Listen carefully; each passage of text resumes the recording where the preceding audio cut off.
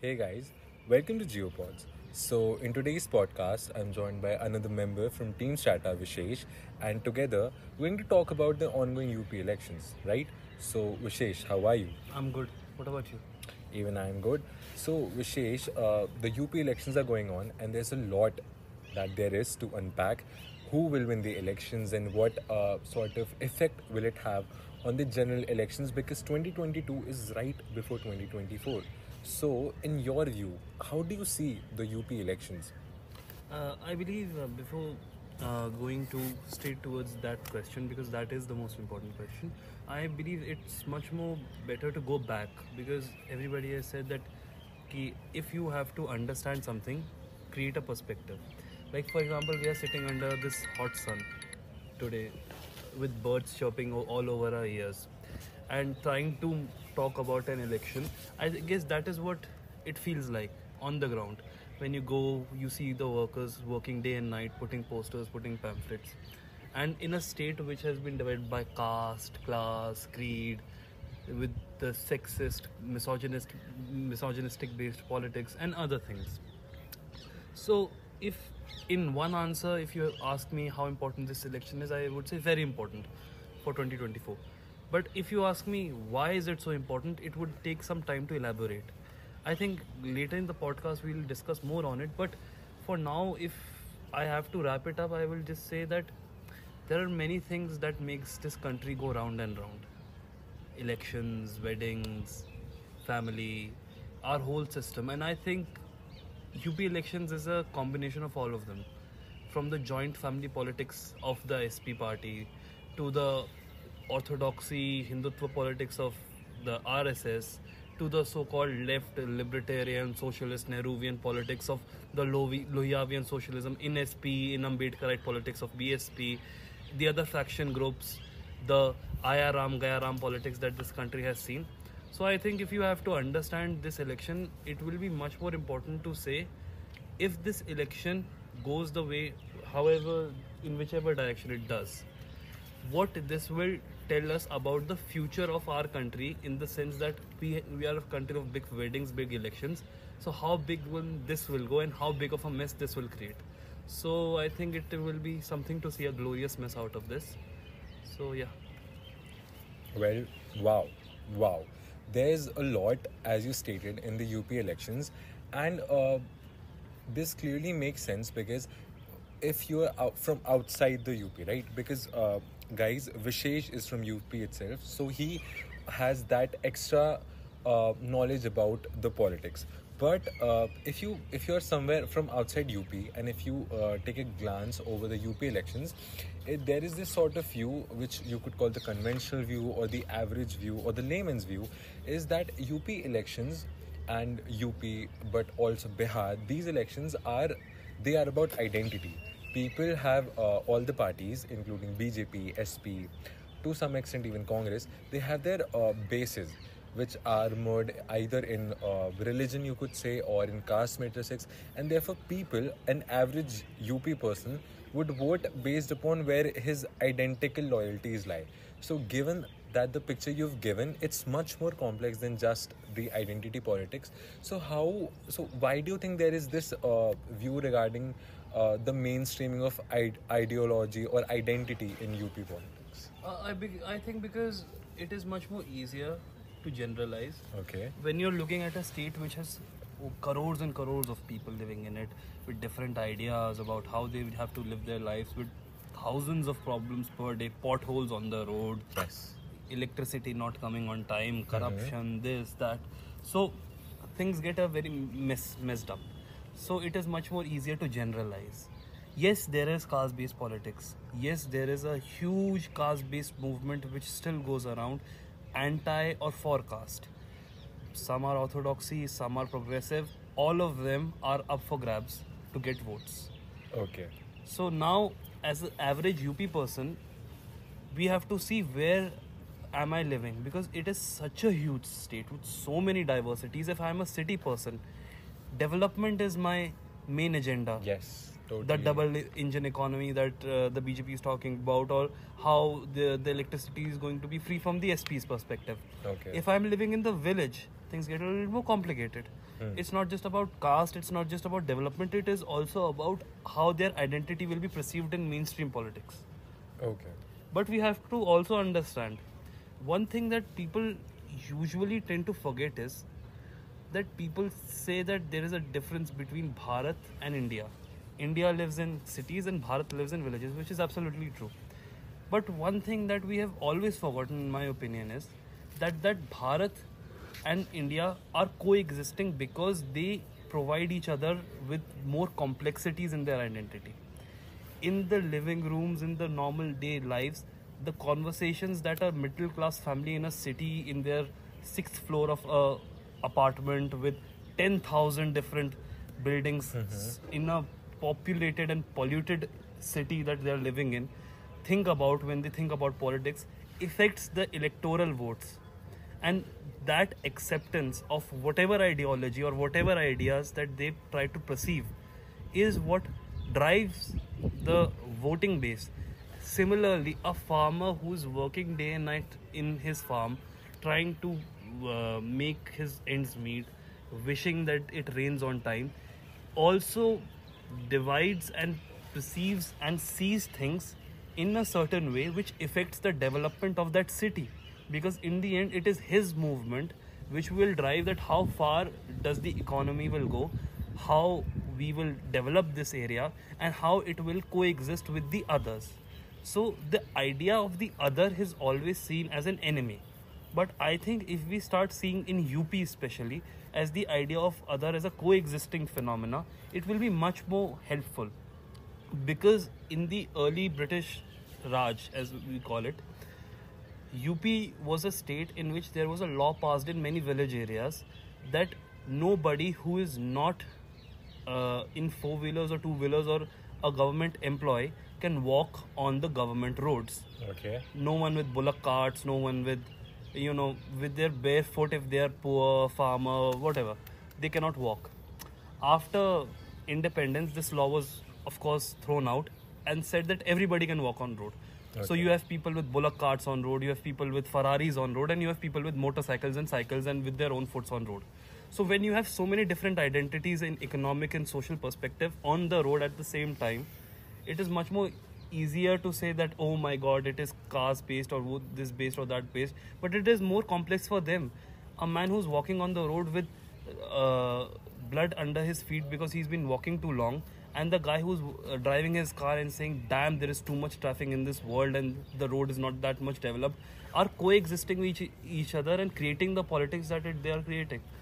That is how I think UP politics should be seen, as a barefooted man and a man in a car walking together and deciding the fate of this country whose fate is on the road from the beginning. Okay, so you've given a very comprehensive picture and you sort of unpacked this whole scenario wherein there is not one matrix on which people vote, which is identity as the conventional wisdom goes, but there's a lot, right? But this thing also reminds me that we've been talking English about the elections for a state in which not many people speak English, right? Even the English speaker would be in the minority. So I guess it would be a good thing to shift to Hindi. तो ठीक है, अब हिंदी में बात करते हैं. हाँ, तो विशेष तुमने पूरा एक पिक्चर बताया कि कैसे यूपी में जो सॉर्ट ऑफ सिटीज़ में लोग रहते हैं और जो फार्मर्स हैं वगैरह वगैरह, सबके अपने अपने इश्यूज़ हैं, सबकी अपनी अपनी प्रॉब्लम्स हैं, और कैसे ये सारी प्रॉब्लम्स डिफरेंट है. तो कोई एक मैट्रिक्स तो रहा नहीं. बट अगर मैं अभी तुमसे पूछूं कि अब जो 2022 के इलेक्शंस हैं उत्तर प्रदेश में, कौन से ऐसे वो मेन इश्यूज हैं जो कि इस इलेक्शंस को डिसाइड करेंगे या जिस पे वोटर वोट करेंगे? क्या ऐसे कोई इश्यूज हैं भी? देखिए, सबसे पहले तो अगर हम इसी की बात करें तो आप भी जानते हो, मैं भी ना आप, हम दोनों कोई प्रोफेशनल्स नहीं हैं, तो हम अभी अपना ओपिनियन दे सकते हैं. तो जितना मैंने देखा है, जितना मैंने पढ़ा है, तो जो 2-3 इलेक्शन जो इश्यूज़ मेरे आसपास दिखते हैं, कि मैं शहर में रहता हूँ, वो ये है कि डेवलपमेंट, उसके अलावा वेमेन सेफ्टी, उसके अलावा एक तीसरा बहुत इंपॉर्टेंट इशू है जो लोग इतना इसके बारे में बात नहीं करते हैं, and that is the self preservation of government. कि गवर्नमेंट का एक खुद की एक आइडेंटिटी और वेल एस्टैब्लिश्ड होनी चाहिए, करप्शन से फ्री. कि ऐसा नहीं होना चाहिए कि 10 अलग अलग लोग सीएम की चेयर पे बैठे हैं. They need a little bit authority. लोगों के दिमाग में एक अथॉरिटी का वो है. तो इसी वजह से ये तो रहा शहर का पर्सपेक्टिव. गांव का पर्सपेक्टिव इससे बिल्कुल अलग है। मैं 2-3 गांव में गया हूँ, कुछ टाइम रहा भी, तो उसमें ये है कि दे फील मार्जिनलाइज्ड टू अच्छा। Say the least okay. By this, because farming communities थी most of these people who I was talking to.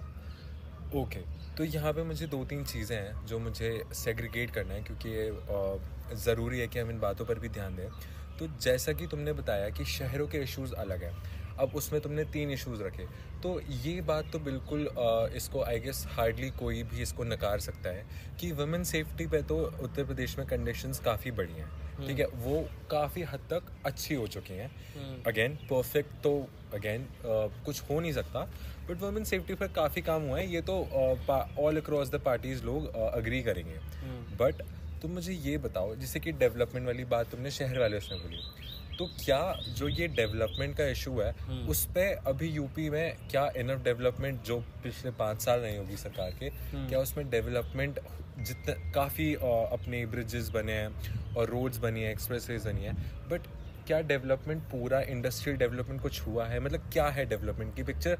और इसके कॉन्ट्रेरी में अब क्योंकि फार्म लॉज भी आए, वो जो गाँव का इशू हो गए, अब जो ये फार्म लॉज थे इसको एक डेवलपमेंट सेंट्रिक आइडिया कहा गया था क्योंकि वो मार्केट्स को बढ़ा रहे थे, बट अगेन यहाँ पे वो कॉन्फ्लुएंस हो गया, इंटरेस्ट आ गए, फार्मर्स के इंटरेस्ट और डेवलपमेंट जो शहर में शायद लोग थे उनमें एक डाइवर्जेंस आ गया।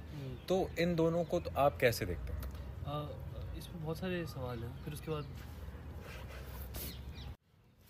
हाँ, तो इसमें 2 सवाल जो मुझे सबसे इंपॉर्टेंट लगे, क्योंकि इसमें कई सारे क्वेश्चंस आपने पूछे। सबसे पहला डेवलपमेंट और उसके अलावा फ्यूचर क्या है, future growth of the country, of the state in particular. सबसे पहले डेवलपमेंट, इंफ्रास्ट्रक्चर डेवलपमेंट तो बहुत हुआ है, उससे हम नकार नहीं सकते। और हमारे यहाँ, मैं पर्सनली अपनी बताता हूँ, मुझे बचपन में लगता था डेवलपमेंट मतलब इंफ्रास्ट्रक्चर डेवलपमेंट, क्योंकि इंफ्रास्ट्रक्चर था नहीं और था जो काफ़ी ख़राब था। तो वो तो बहुत हुआ है डेफिनेटली। चाहे एक नॉर्मल इलेक्ट्रिसिटी हो या फिर ब्रिज बिल्डिंग हो, रोड्स बिल्डिंग हो, मेट्रो हो, ये हो वो हो, इंफ्रास्ट्रक्चर डेवलपमेंट काफ़ी अच्छा है। विमेन सेफ्टी काफ़ी अच्छी है, मैं ये नहीं कह रहा हूँ परफेक्ट है, मगर पिछले एसपी के टाइम से रिकॉर्ड काफ़ी अच्छा रहा है। करप्शन चार्जेस नहीं लगे हैं इन मेन पब्लिक से, अगर हैं भी तो दिख नहीं रहे तो ठीक, तो उस पर्सपेक्टिव से काफ़ी अच्छा है। और फिर हम अगर गांव की बात करें, जो दूसरा क्वेश्चन है कि अब फार्म लॉज गांव वगैरह, गांव में ये है कि सबसे बड़ी प्रॉब्लम ये है कि उन्हें लगता है कि उन्हें मार्जिनलाइज किया जा रहा है। मैं भी इस लॉज के साथ था, क्योंकि मुझे लगता था प्राइवेटाइजेशन आएगी, डेवलपमेंट होगा, मार्केट एक काफी मार्केट के प्रो था, क्योंकि जब मार्केट फैलता है, हमने पोस्ट लिबरलाइजेशन में देखा करेक्ट। तो उसमें एक मैंने इंटरेस्टिंग डिवाइड देखा। जो यंगर जनरेशन है, जो आपके मेरे साथ के लोग हैं, जो मेरे रिलेटिव्स में काफ़ी सारे, वो इसके प्रो थे, मगर जो ओल्डर जनरेशन है देवर अगेंस्ट इट। अच्छा। तो मैं समझ नहीं पाया, तो मैं 1-2 हफ्ता रुका था 2-3 गाँव में, तो मैंने पूछने की कोशिश भी की। तो एक चीज़ जो बहुत निकल कर सामने आई वो ये थी कि सबसे बड़ा फेयर ये है कि उन्हें एक sense of self respect feel होता है जो उनकी घट गई है, अच्छा, इन दी आइज ऑफ सोसाइटी। और दूसरा उन्हें ये फील होता है कि उनकी कोई वैल्यू नहीं है, जो सबसे बड़ी बात है कि they feel like that they have no value in front of the government, they have no value in front of the country. तो वो एक वैल्यू बेस्ड गेम है उसमें। हाँ, मैं बिल्कुल 1000 तथ्य निकाल सकता हूँ कि एक ऑपोजिशन का ये था, इसमें बहुत सपोर्ट था वगैरह वगैरह, जो था और जो हर मूवमेंट में होता है, कोई मूवमेंट इससे अलग नहीं है। मगर सबसे बड़ी बात यह है कि जब आप एक पर्टिकुलर पर्सपेक्टिव की तरफ जाते हैं, जो पर्सपेक्टिव है इकोनॉमिकल ग्रोथ का वगैरह वगैरह, तो उसमें कई सारी गलतियाँ ऐसी हो जाती हैं जो पहले लगता है कि ये तो होनी ही है, दे आर इनएविटेबल, और फिर आपको realise that no, they are not inevitable, they are being manufactured by us thinking that they are inevitable. जैसे अभी हम एक पार्क पे बैठे हैं सामने, ये बहुत एक सुंदर पार्क है, मगर इसके चारों तरफ कंक्रीट लगाया जा रहा है, it looks quite ugly, it does, ठीक है, and the birds chirping everywhere. Now imagine आज से 5 साल बाद हम यहाँ आते हैं and there is no ground. हाँ, ठीक है, psychologically that will be very effective to us, but the college can say कि नहीं यहाँ we have made development this and that. तो that is a very generalisation. अगर हम बात करें एक्चुअल उसकी, तो मेरे हिसाब से yes there was a fear कि it will be a centralised capital, एक फ्यूडलिस्टिक कैपिटलिज्म चलेगा, जिसके खिलाफ एक बहुत बड़ा मुहिम चली और वो जीत गए। तो अब उनके दिमाग में ये है कि now we have defeated these people, now we have to defeat them and show them who they really are in elections. अच्छा। एंड उसमें कास्ट भी बहुत ज़्यादा एक बड़ा रोल प्ले कर रही है। आरएलडी हो गई, उसके अलावा आपकी बीएसपी हो गई, एसपी हो गई, तो कास्ट बेस्ड पॉलिटिक्स बहुत जाग चुकी है। बीजेपी भी कास्ट बेस्ड पॉलिटिक्स से दूर नहीं गई, मगर वो कास्ट बेस्ड पॉलिटिक्स को अलाइन करना चाहती साथ में। वो समझती कि सारी कास्ट को एज अ होल ले ले, मगर ये सारी पार्टीज कास्ट को एज अ पैकेट्स में बांट रही हैं, एंड पैकेट्स को वो बंडल्स में डिवाइड करके खुद में डिस्ट्रीब्यूशन चलने का गेम है। इससे ये ना हम कह सकते हैं ना ये अच्छा है ना ये बुरा है, हम बस ये कह सकते हैं that is India, we have to accept as it is.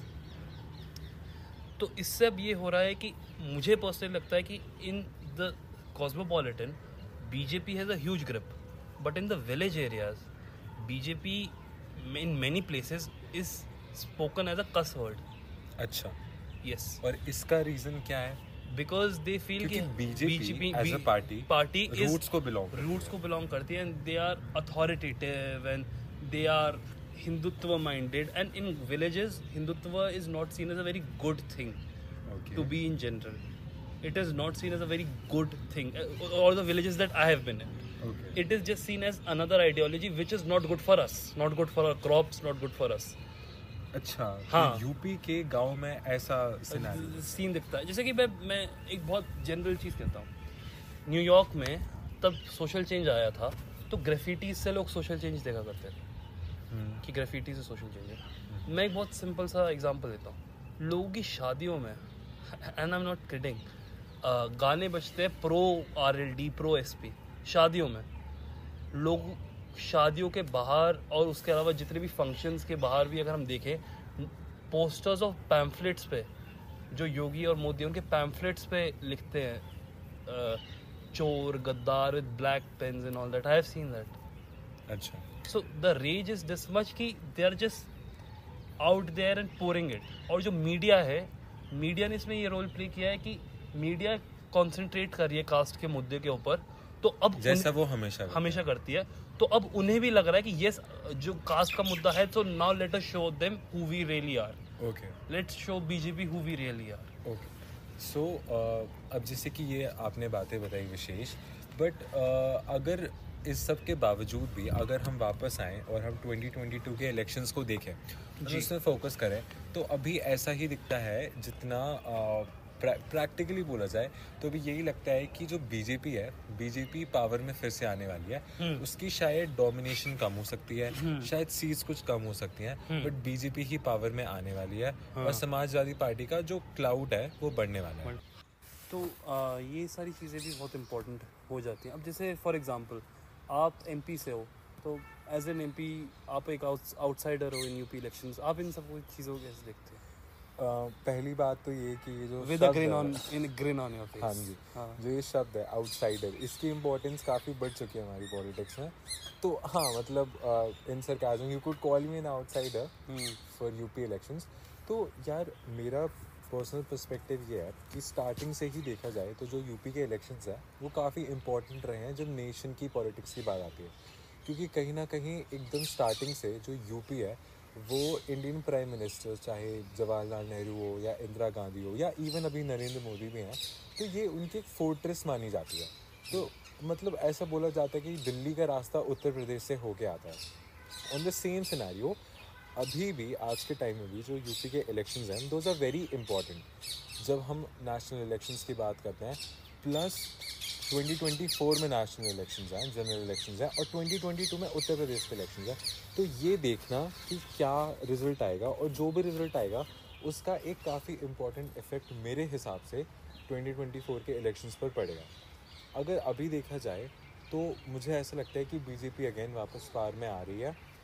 हाँ, उनकी सीट्स कम होंगी, बट समाजवादी पार्टी की सीट्स बढ़ेंगी, बट बीजेपी के पास अभी भी मेजॉरिटी उनकी सिक्योर्ड लगती है। बात ये है, बट ये ज़रूरी नहीं है।